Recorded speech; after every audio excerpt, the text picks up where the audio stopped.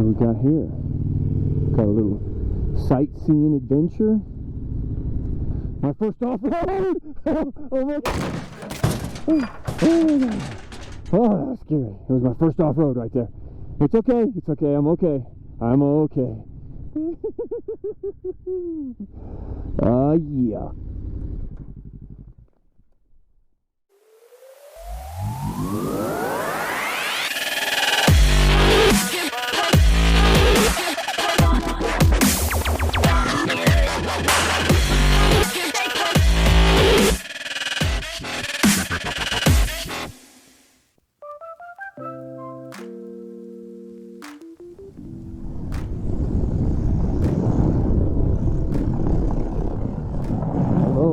Hello.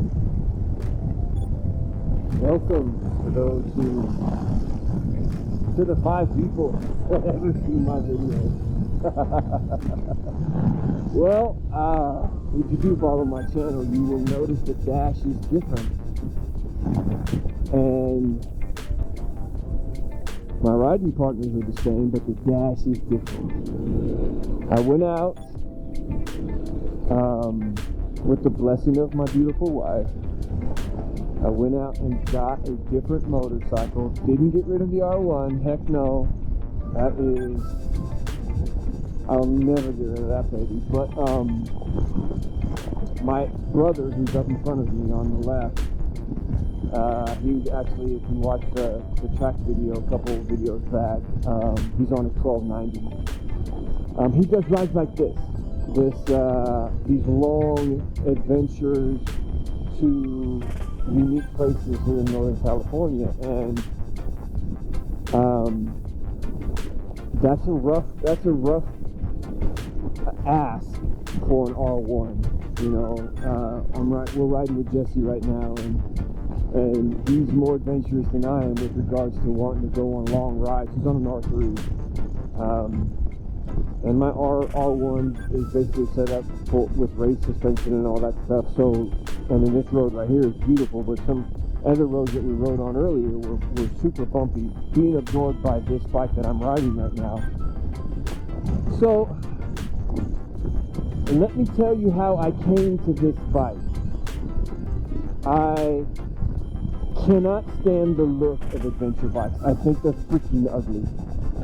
And I don't mean to offend anybody, but I think, man, I have a really difficult time with these the way adventure bikes look. And when I ride something, I want to be able to look at it and say, God, I love that bike.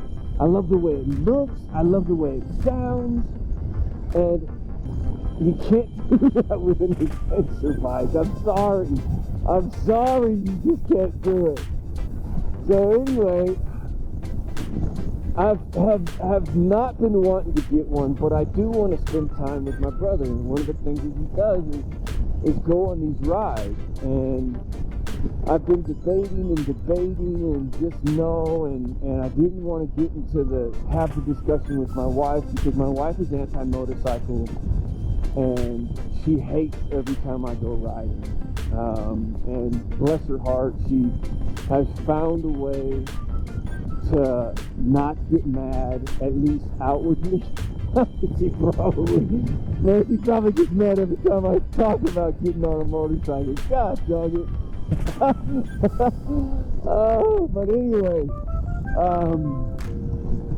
so I was looking at, I'm not a big fan of the BMWs. The damn things break down all the time. I'm not a big fan of the KTMs because they're just ugly.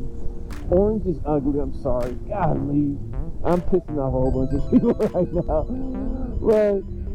And I'm a fan of the Yamaha, obviously, with the R1. And the Super Tenere, I didn't want to get a small bike. I knew I didn't want to get a small bike, and I knew I didn't want to get a bike with a 21 front tire, 21-inch front tire, because most of the riding that Jared and I would be doing is predominantly, probably 90% on asphalt. And I didn't want to be dealing with having a 21-inch front tire. for just, I guess, 10% of riding on dirt. And the type of dirt riding that we would be riding is basically fire trails. You know, gravel trails, no single trails, none of that stuff. So, you know, Jared and I have been talking for a long time about taking the bikes and going just camping, loading up the bikes and going camping for a weekend. Anyway, back to how I ended up with this bike, and you probably haven't guessed what it is yet. But it was a complete accident. So I was looking at the Tenier, the Super Tenier. Why? Super Tenier is underpowered compared to the big bikes. It only has, I guess, 110 horsepower, and the actual torque is not as high up as the BMW or the KTM 1290, but my brother has. So anyway, but I was willing to sacrifice that because the damn Super Teniers are so freaking reliable. Nobody ever has any problems with them, none whatsoever. You go on the BMW forums and people are constantly talking about the little issues that they have. You go on the KTM forum and not as bad, but still KTM has issues.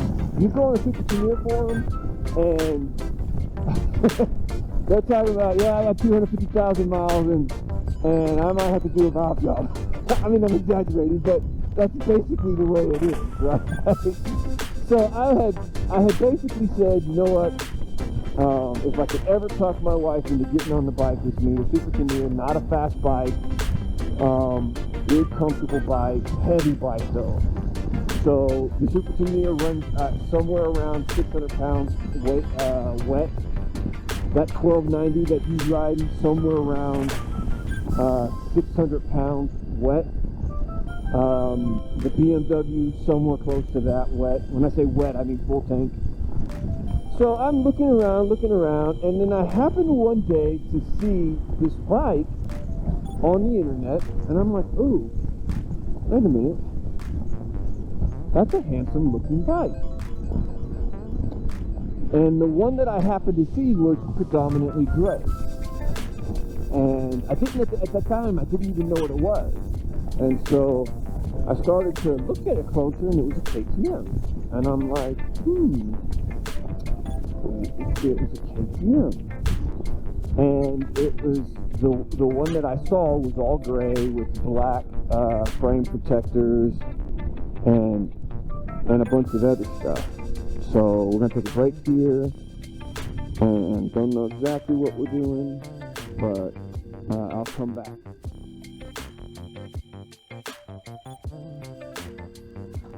Okay.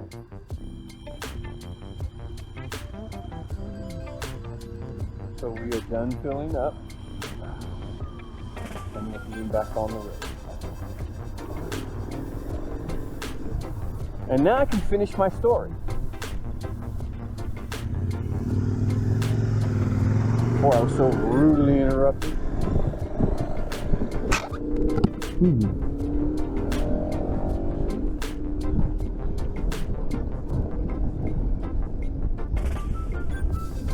So, anyway, back to what I was saying. He's got a 1290. I ended up finding this bike that I hadn't ever seen before, and part of the reason why I hadn't ever seen it before was because when I was doing my research or my searching for, this is a nice little town. Sorry, I get distracted. Stop sweating me. Anyway, I was doing my research. I was like looking for, you know how you type in your little Google search or DuckDuckGo search, whatever it is. You type in, you know, best adventure bikes 2018, best adventure bikes 2019, you know, and I figured maybe You know, 18 is my second favorite number, 11 is my first favorite number. So maybe I go for a 2018 something, whatever. I know I'm stupid. Anyway, so this bike had never come up, right? And then I come across this video of this guy saying, basically the title of the video was, is the KTM 1190 the best adventure bike ever made? Now I'm like, wait a minute, 1190? I haven't seen the 1190 before. So I watched this video and he lays out a really good argument for the KTM being, this 1190 being the best bike around. And here's what kind of, well, the first thing that did it for me was the looks. I'm like, okay, that looks better than the Super Tenere. That looks better than the BMW, in my opinion. That looks better than the bike Jared has, because Jared's bike is super fat. So anyway, I'm like, okay, this bike looks freaking awesome. And so he lays out why, his reasoning why. And here's the reason why. It has 150 horsepower and wet weight is a little bit over 500 pounds. Okay? And the torque is somewhere in the low 90s, I think, 92, 93, something like that. But the Super Tenere has 110 horsepower and is almost 600 pounds wet. So this bike has 40 more horsepower and weighs almost 100 pounds less. And it only has 10 more horsepower less than Jared's bike and weighs 100 pounds less, approximately, maybe 80 pounds or whatever wet. And I'm like, okay, I'm sold. I'm sold. It primarily because it was a fantastic looking bike, at least as good as what adventure bikes can look like. I mean, nothing's gonna look like an R1, right? And this is a halfway decent looking adventure bike. So I end up getting a really good buy from this awesome gentleman who really didn't ride the bike. I bought it and this bike had less than 3,800 miles on it. I'll say that again, less than 3,800 miles on it. God, what a find. And it's never been off-road. It's actually the second, I'm the third owner.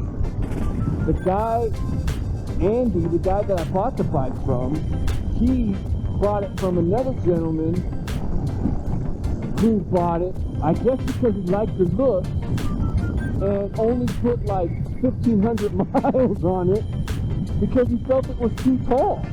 And he never took it off-road. He also had a different adventure bike, so he ended up just keeping the one that he bought.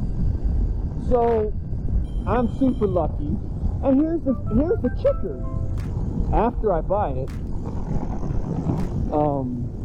I find out that this bike is literally from 0 to 60 one of the fastest things on the road. It goes 0 to 60 in like 2.8 seconds. 2.8 seconds. That's faster than my R1. Okay? And then last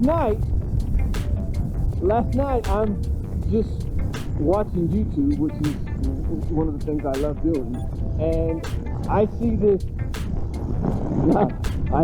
video that was basically titled Top Speed of the KTM 1190. And I figured, okay, it's super fast from 0 to 60, but it's got no top end because, you know, if you've seen my two videos ago, Jared, he took his bike out to Thunder Hill, which is a racetrack here in Northern California, and You know, he felt comfortable taking his bike, you know, 120. Got up to 130 maybe once. And so I thought, okay, this bike, you know, maybe is a 130 bike. You know, 130 miles an hour. And so I see these guys, there's like a video, it's a video with like 8 dudes taking this damn bike over 160 miles an hour. Now, I have no reason to take this bike 160 miles an hour. I have absolutely no reason, because I have an R1. If I want to do that, I can, you know, and I do that on a track, not necessarily on streets like this. But 160 miles an hour. Are you kidding me? I think the only thing faster is the Ducati. So, not only did I accidentally fall into one of the fastest bikes from 0 to 60, one of the lightest big adventure bikes, but it's also one of the fastest. Are you kidding me? Oh, dang it. That's comedy to me. I was shocked last night when I saw that. Absolutely shocked. Now, let me explain something. This bike is not designed to go 160 miles an hour.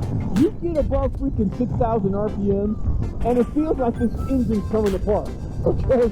It is not as refined as a sports bike. Not as refined as an R1, by any stretch of the imagination. Does not sound as good. However,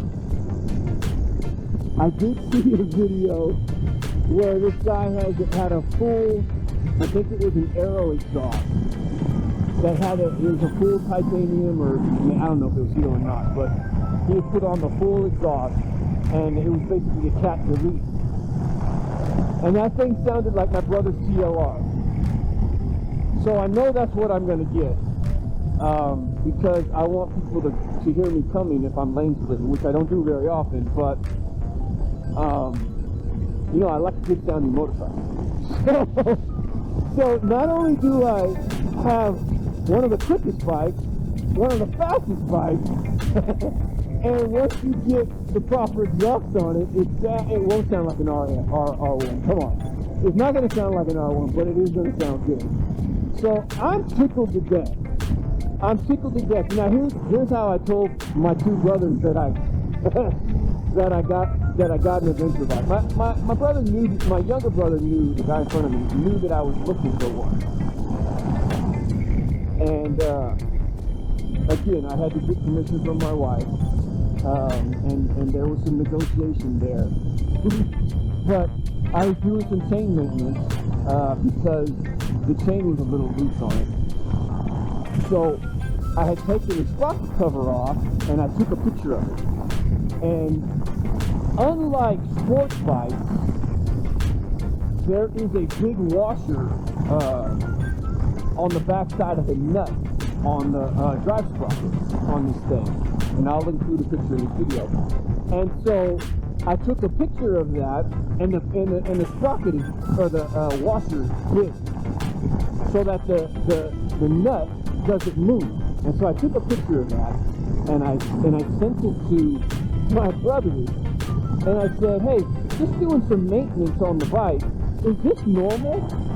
And I wanted to see if they would catch the fact that on the sprocket, on the drive sprocket, it says made in Austria, KTM on it, right? And then on a smaller or a lower portion of the picture was I don't know, there's some type of valve or something that also says KTM on it. And my brother says, my older brother says, bro, did you let somebody work on your bike? Because sports bikes don't have a washer on the drive sprocket. And I'm like, this smart motherfucker. I mean, he knows his shit when it comes to sports bikes, right? So I said, and then my younger brother said, I've seen that on a bunch of sprockets. So these two knuckleheads start getting into a discussion about sports bikes don't have washers on the drive sprocket. So they're texting back and forth, and I'm just giggling. I'm giggling because they're both right. They're both right. Jared has definitely seen washers on the drive sprocket, and Dees has definitely never seen a washer. Dees, my older brother, has never seen a washer on a drive sprocket of a sports bike. And so I finally chime in. You guys are both right. I said, but you're not paying attention. I said, take a closer look. You're not paying attention, right? And my older brother, he's like, what? What are you talking about? What do you mean I'm not paying attention? He's like, bro, I don't see what you. Neither one. He said, bro, neither Jared or I see what you're talking about. He said, how are we not paying attention? And I said, it's written there in bold right. Zoom in. And they both immediately recognized me after time. Jared chimed in. He's like, did you get a KTM? And so we both got a pretty funny giggle out of that. And here's the best part. Here's the best part about this whole story is, and let me emphasize, my wife doesn't like either one of my bikes. She hasn't liked any bike that I've ever owned, right? So I put the bike in the garage, and she comes out, because I picked it up late Thursday, and she comes out, you know, and she's trying to be a trooper, she's trying to be supportive, God bless her. And this bike is obviously bigger than my R1. And she looks at it, and I said, do you want to see it? And she said, no, not really. And I said, and she stands at the garage, the garage door that enters into the house. So she has to look over her Explorer, but she can see it.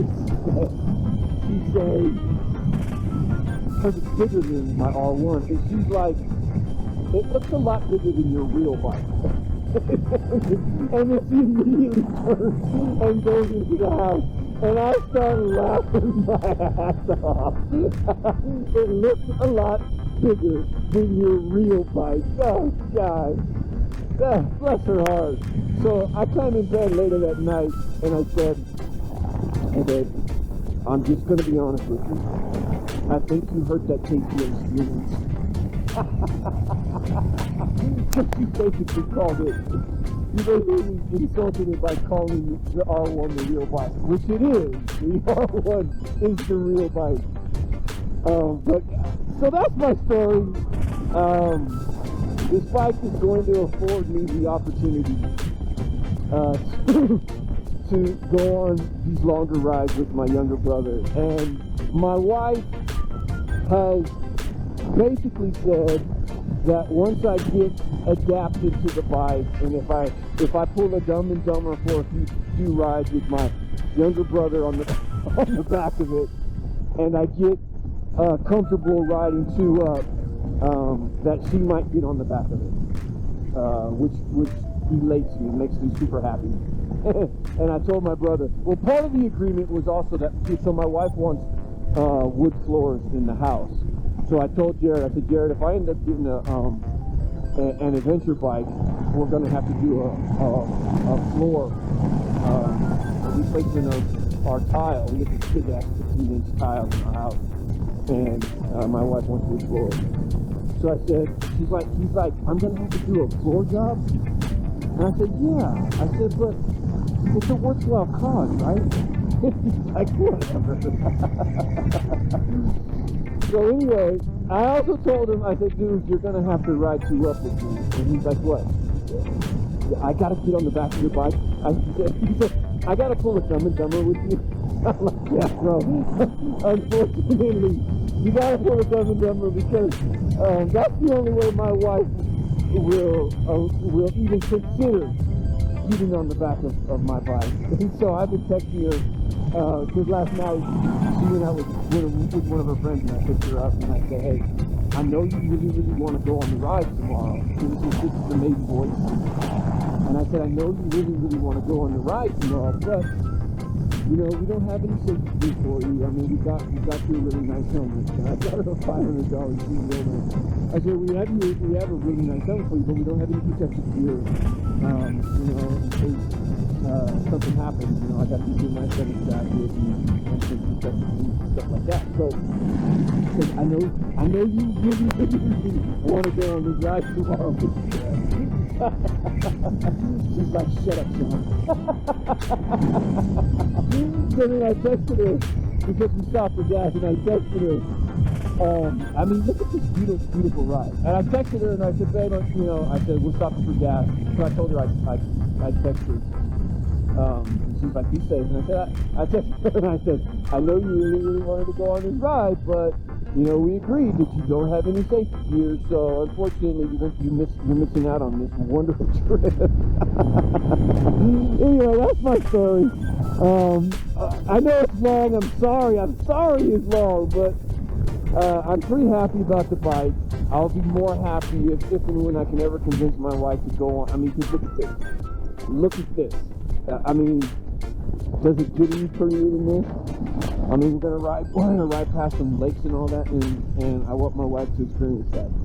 But I also want her to be comfortable enough to have a fun time. So anyway, that's my story. I hope it entertains you. I know I'm giggly right now, but I thought the whole thing was funny.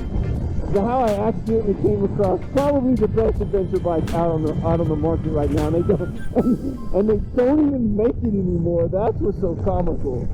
So anyway, have a blessed day.